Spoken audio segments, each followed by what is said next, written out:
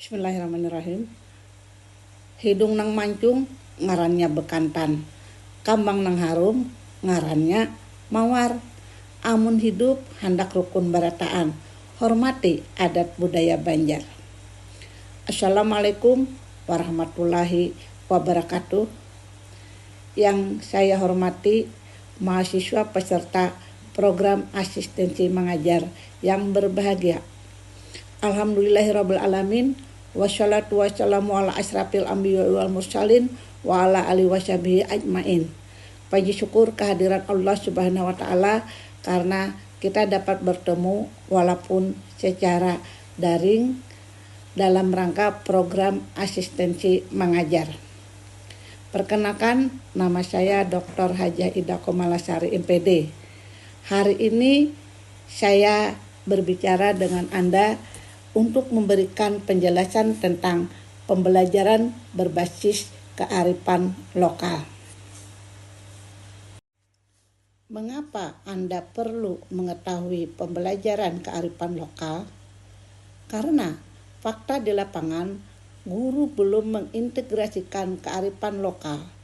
Yang kedua, banyak murid belum mengenal kearifan lokal. Sementara kemajuan ilmu pengetahuan akibat era global melonggarkan nilai-nilai sosial, etika, moral karena mengabaikan kearifan lokal.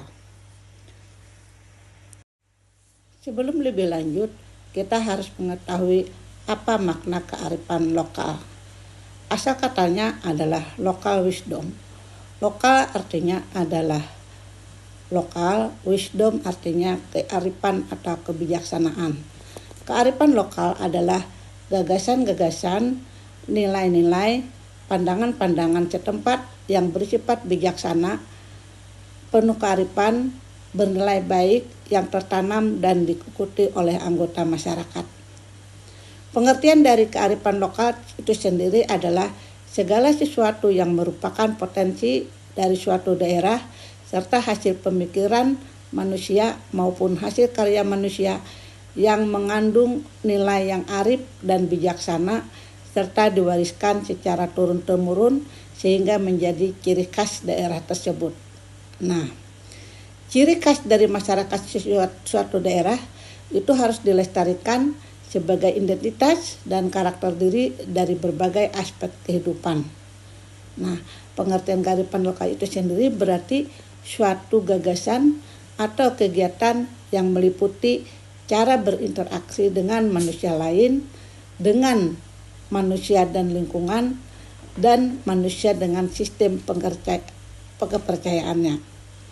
Kemudian kearifan lokal itu sendiri adalah gagasan lokal yang memiliki nilai serta menjadi pedoman bagi masyarakat sekitar.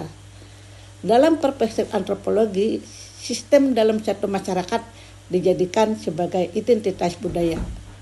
Nah, kemudian kearifan lokal itu sendiri kegiatan yang mencerminkan suatu nilai budaya yang dibentuk dan dianut oleh sekelompok orang. Kemudian kearifan lokal itu sendiri merupakan bagian sistematis dan pengetahuan yang diperoleh oleh masyarakat lokal melalui akumulasi pengalaman-pengalaman informal dan pemahaman mendalam tentang lingkungan sebagai suatu kultur. Nah, jadi kearifan lokal sendiri merupakan pengetahuan, keyakinan, pemahaman, dan wawasan atau adat kebiasaan yang menuntun perilaku masyarakat di dalam kehidupan bermasyarakat. Bagaimana langkah-langkah pembelajaran berbasis kearifan lokal? Yang pertama adalah identifikasi potensi daerah. Karena daerah kita yaitu Kalimantan Selatan utamanya itu tentu berbeda dengan daerah yang lain. Jadi kita identifikasi dulu potensi daerah kita itu bagaimana. Yang kedua itu adalah tentukan tujuan. Nah, tentukan tujuan, setelah menentukan tujuan, yang ketiga adalah menentukan kriteria dan bahan kajian. Dan yang keempat adalah menyusun rencana pembelajaran. Bagaimana contoh kearifan lokal yang berbeda antara daerah kita dengan daerah yang lain? Misalnya yang pertama dari hasil bumi. Ya, di tempat kita itu kan ada yang khas seperti buah cempedak, buah pampakin, kemudian ada buah lahung dan sebagainya. Nah, itu dari hasil bumi. Kemudian dari kreasi seni, misalnya di tempat kita itu ada yang namanya sasirangan. Nah, kalau misalnya itu dari kreasi seni, kalau dari seni sastra misalnya kita ada madihin, ada belamut, ada memanda, yang di tempat lain tidak ada. Kemudian ada juga tradisi. Nah, tradisi itu misalnya kalau kawin itu bausung, kemudian bajapin, kemudian bagipang. Nah, itu mungkin tidak sama dengan daerah lain. Nah, ada lagi juga budaya, ya budaya ini sangat banyak. Ada sampai 7 unsur dari Koncaraningrat. Nah, kemudian jasa, sumber daya alam, sumber daya manusia itu berbeda dengan daerah lain. Contoh lain dari kearifan lokal kita lihat dari pertanian, ya. Pertanian itu di Kalimantan Selatan utamanya sebagian besar masyarakat itu pekerjaannya itu adalah bertani. Kalau di dalam bahasa Banjarnya itu adalah bahuma. Bagi Anda yang pernah bahuma pasti tahu urutan bagaimana bahuma di Kalimantan Selatan, karena itu berbeda dengan daerah Jawa. Kalau di Kalimantan Selatan, bahuma itu tergantung dengan musim. Karena di tempat kita itu ada musim kemarau dan musim hujan. Jadi biasanya pada umumnya sebagian besar itu bahuma sekali setahun. Nah, kalau di Jawa itu pengaturan air itu lebih maju sehingga mereka menggunakan waduk. Jadi bisa saja mereka dalam 1 tahun itu panen itu 2 kali, ya. Nah, kemudian dari segi pertanian itu tadi misalnya kalau kita menanam padi itu pertama dulu ada yang namanya menaradak. Jadi menanam benih padi itu di daratan, setelah tumbuh banyak ya, kemudian dicabut lalu ditanam lagi di sawah, ya. Ditanam lagi di sawah, dipisah-pisah tanamannya itu. Nah, setelah bertambah banyak dicabut lagi lalu baru bertanam. Nah, jadi bertanam itu dari yang sedikit menjadi banyak itu butuh 3 kali penanaman. Nah, setelah ditanam beberapa bulan kemudian baru panen atau jika kita itu mengatam. Nah, mengatam cara di masyarakat Banjar itu berbeda.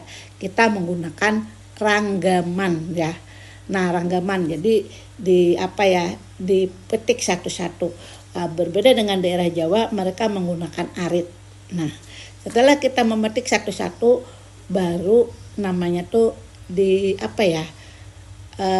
biasanya itu dipisahkan antara padi dengan tangkainya. Nah, kalau bahasa Banjarnya itu dikisai kah itu. Nah, setelah itu baru digumba.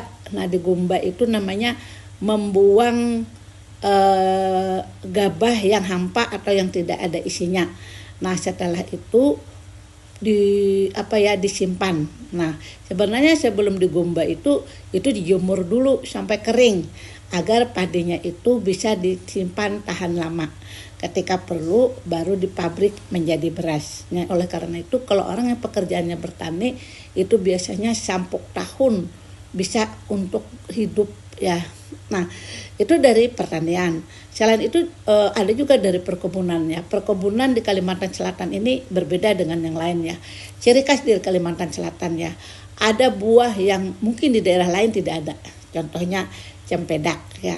Nah, cempedak ini kalau kita semuanya itu bisa digunakan. Mulai kulitnya itu jadi mandai, buahnya jadi gaguduh tiwadak. Kemudian kulitnya tadi selain jadi mandai bisa juga jadi sayur. Nah, jadi itu tidak ada di daerah lain. Ada lagi buah pampakin, ada lagi buah lahung, ya, macam-macam yang mungkin di daerah lain tidak bisa tumbuh, di daerah kita bisa tumbuh. Nah, kemudian juga dari segi penyediaan makanan di tempat kita tidak sama dengan daerah lain. Di tempat kita ada istilah apam bedangkak, kemudian ada istilah pisang betilanjang, ada kemudian ada lupis, ya, ada kalalapun, ada dodolnya lain dengan Jawa, ya. Kemudian ada lagi ketupat bakuah. Nah, kemudian ada lagi kalau di Tanjung itu apa ya yang namanya yang pakai santan itu, saya lupa ya namanya, itu khas sekali ya. Nah, kemudian kalau dari segi misalnya kerajinan tangan, nah itu ada jintingan purun, ada juga jintingan dari enceng gondok, ada juga kursi dari enceng gondok, kemudian ada juga dari kursi bambu dan sebagainya, ada juga kursi dari rotan. Nah, itu semuanya adalah kerajinan tangan.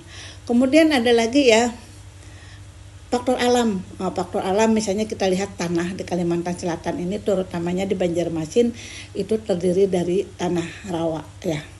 Jadi banyak sekali contoh kearifan lokal di Kalimantan Selatan ini. Sekarang kita lihat bagaimana kearifan lokal yang ada di dalam budaya Banjar. Yang pertama kita lihat dari agama dan kepercayaan masyarakat Banjar.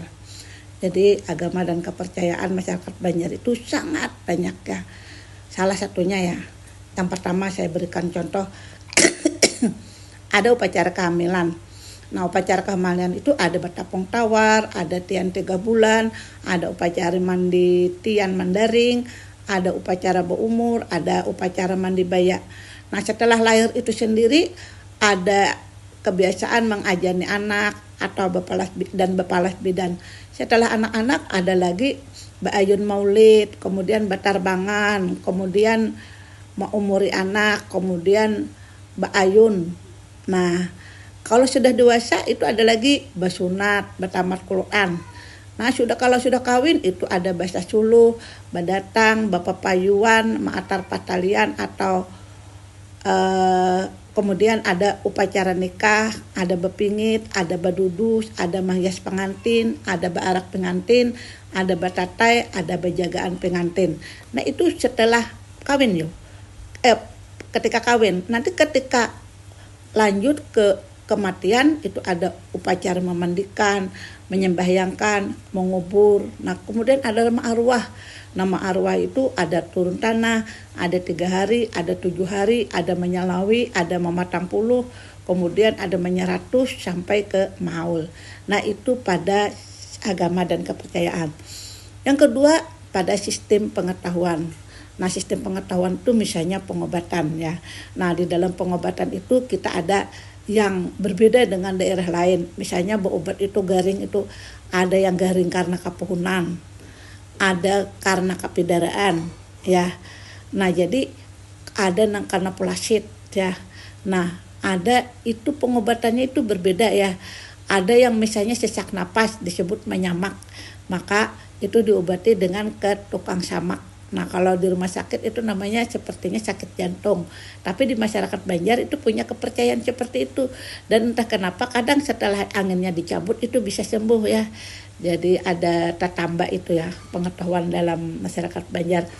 Ada tetamba kepuhunan, ada tetamba kepidaraan, ada tetamba menyamak ya. Kemudian ada lagi pengobatan tulang-tulang itu ya. Nah, itu kadang-kadang tanpa operasi itu bisa. Nah, itu termasuk sistem pengetahuan pada masyarakat Banjar. Nah, kemudian yang ketiga itu adalah mata pencaharian. Nah, di dalam mata pencaharian pada masyarakat Banjar itu seperti bertani, maiwak, beternak, maramu, kemudian bertuhut, kemudian manggula habang, mendulang intan, kemudian mendulang amas, menoreh jir kita itu manggatah ya, kemudian membuat perahu atau membuat jukung, kemudian berdagang. Nah, itu adalah mata pencaharian orang Banjar. Kalau maiwak tuh macam-macam, ada kayak di luar negeri kan mungkin naik kapal ke tengah laut lalu pakai jaring. Wadah kita kan pakai lukah ya dan sebagainya, itu banyak peralatan yang mungkin berbeda dengan daerah lain. Kemudian yang keempat, tata kelakuan. Nah, jadi tata kelakuan itu bagaimana sikap kita terhadap orang yang lebih tua. Kalau kita berbahasa Banjar, maka tata kelakuan kita itu misalnya harus pemakaian bahasa Banjar yang santun, misalnya beulun dan bepian. Nah, kemudian yang kelima adalah dari teknologi. Nah, teknologi itu kan peralatan rumah tangga, pertanian, perikanan, berburu, kemudian rumah, jukung, itu beda-beda dengan daerah lain ya. dengan daerah lain. Jadi kalau misalnya daerah lain itu bentuk rumahnya, nah itu sudah berbeda dengan kita ya. Punya kita ada istilah rumah Banjar. Kemudian bentuk-bentuk yang berbeda itu penamaannya juga berbeda-beda ya. Kemudian yang keenam itu adalah kesenian. Nah, kesenian di Kalimantan Selatan itu berbeda-beda ya, berbeda-beda artinya banyak macamnya. Misalnya nih, ada bagandut, ada bepantul ya, kemudian ada bagipang, kemudian ada bemadihin, kemudian ada belamut ya, ada bemanda, itu kesenian dulu ya. Baru itu seni sastra. Nah, kalau misalnya seni yang lain misalnya ya seni membuat kue ya. Nah, ada kuenya itu prosesnya itu termasuk seni juga ya. Seni membuat kelalapon, seni membuat papare, baut balungan. Nah, itu kan tidak ada itu, tidak nasional. Itu adalah ciri khas daerah kita. Makanya di tempat misalnya Martapura terkenal dengan kelalapon. Kemudian Kandangan terkenal dengan ketupat bakuah. Nah, kemudian Amuntai terkenal dengan alua yang itu buah papaya yang dibuat jadi manisan. Kemudian Barabai terkenal dengan apam, Martapura terkenal dengan intan. Nah, kemudian banyak lagi ciri khas daerah ya. Nah, itu termasuk dengan kesenian. Yang berikutnya adalah bahasa. Yang terakhir adalah unsur budaya bahasa, yaitu bahasa Banjar yang digunakan di Kalimantan Selatan. Salah satu keunikan bahasa Banjar itu adalah kaya akan sinonim. Sinonim itu adalah persamaan makna dengan bentuk kata yang berbeda. Di sini saya berikan contoh satu kata bahasa Banjar yang sinonimnya itu lebih dari 60 ya. Dalam bahasa Banjar ada kata gugur ditambahi awalan itu adalah tagugur. Bahasa Indonesianya terjatuh, dalam bahasa Inggrisnya itu adalah fa. Nah, kemudian sinonim dari kata terjatuh di dalam bahasa Banjar itu adalah tacalubuk, tadangsar, tacabur, tagaling, tagulinding, tatilantang, tating harap, tarabah, takipai, takirap, tasumbalit, takudadar, tabarusuk, tagalincir, tasungkur, lungsur, nah, kemudian tajuramba, tajurahap, tajarungkup, tasaruduk, tasarungkup, tajungkang, tagaling, tajungka, tapulanting, tapalisit, tabarusuk. Nah, kemudian tapulanting, talacung, tajuriring, tadangkak, tajungkaling, taluluy, tabaluntuy, takandut, tacamplung, tapalacung, tacirup, tatajun, tasulintit, kemudian tahun jalang, tajung kaling, tasarudup, tasarusup ya, tatilungkup, tahanyunyung, tapulisit, taculau, tajung kalak, takudimpit, tahanyunyung. Nah, kemudian ada lagi takandut. Nah, kemudian ada lagi tatungging. Nah, kemudian talacung, tadungsur, tasungkam, tahampas, tadadar, tapulanting, tajarungkup. Nah, kemudian tabarubus, nah, dan sebagainya. Nah, itu sangat banyak sinonim dari satu kosakata yaitu yang namanya tagugur. Nah, mungkin Anda baru tahu, tapi itulah maknanya agar Anda belajar kearifan lokal ya. Dari sebelum tidak tahu menjadi tahu. Kemudian bahasa Banjar itu sendiri adalah kaya akan makna gramatikal. Artinya satu kata itu apabila bergabung dengan kata lain itu akan memiliki banyak makna. Ya, misalnya ya kata waluh. Nah, kata waluh itu bergabung dengan makna yang lain yaitu ada rabah waluh, diwaluhinya, pawaluhan, mawaluhi, kambang waluh, pais waluh, gangan waluh, kapala waluh, waluh bajarang, waluh batuup, waluh ganyau, takacak biji waluh, waluhnya lah waluh behintalu, musim waluh, kemudian kawaluhan dan sebagainya. Banyak sekali kan? Buan pian tentu rancak ya atau sering mendengar kata rabah waluh. Apa artinya rabah waluh? Nah, rabah waluh misalnya begini ya. Anda berjalan di jalan raya, kemudian ada yang memuji Anda. waduh cantik sekali, atau dalam bahasa Banjar, uma bungasnya. Nah, Anda menyahuti rabah waluh. Nah, rabah waluh itu artinya apa? Nah, rabah waluh itu artinya adalah Anda tidak sanggup menerima pujian yang terlalu tinggi. Nah, yang terakhir adalah salah satu keunikan bahasa Banjar itu adalah kaya akan sastra lisan dan tulisan. Nah, salah satunya adalah bahasa Banjar itu kaya akan mantra pitua, mintua untuk kekasih. Nah, misalnya mantra supaya orang menaksir Anda. Bacaannya apa? Kupanah ke gunung, gunungnya runtuh. Kupanah ke sungai, sungainya kering. Kupanah ke angin, anginnya tamanda. Nah, itu adalah mantra supaya orang menaksir Anda. Ada lagi mantra supaya kelihatan cantik, namanya mantra bapupur. Bagaimana bacaannya? Pur sinapur kaladi tampuyangan. Bismillah aku bapupur, banyak orang karindangan. Nah, Anda mungkin dengar-dengar saja. Nah, ini Anda langsung mendengarkan tentang mantra-mantra Banjar. Nah, ada lagi mantra penunduk, misalnya ya. Bismillahirrahmanirrahim. Bapakku Adam, ibuku Siti Hawa, rupaku Yusuf, tunduk maras gila hati si. Nah, Anda sebut namanya mancangnya aku, parduku karena Allah Ta'ala. Nah, itu masih banyak lagi mantra-mantra yang saya miliki, tapi waktunya tidak memungkinkan karena Anda terbatas untuk mendengarkan penjelasan saya.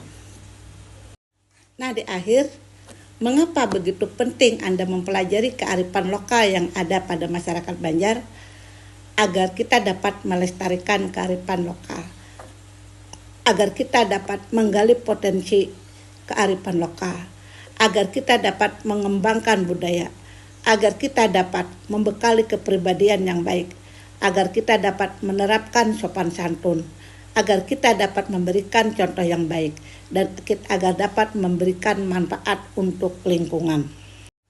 Simpulannya, bahwa kearifan lokal itu sangat penting.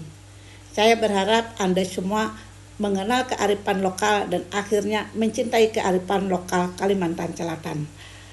Nah, sekarang saya ingin memberi tugas kepada Anda.